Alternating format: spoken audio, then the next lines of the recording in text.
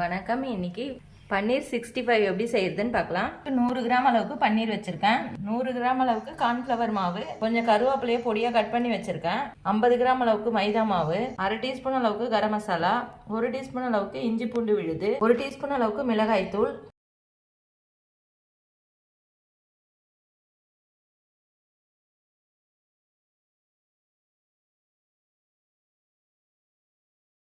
Cut பண்ண பன்னீர்லாம் ஒரு பாத்திரத்துக்கு சேர்த்துக்கிறேன்.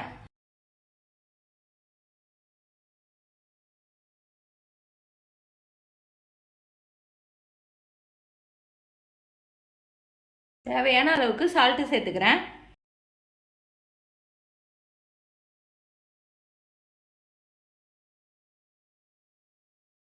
இப்போ நல்லா கலந்துட்டேன். கொஞ்சமாக தண்ணி தெளித்து கலந்துக்கலாம்.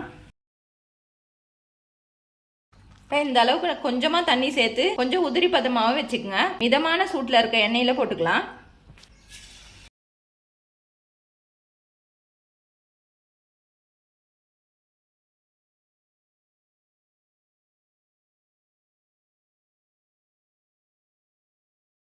இந்த அளவுக்கு கிறிஸ்பியாக வந்த பிறகு எடுத்துடலாம்.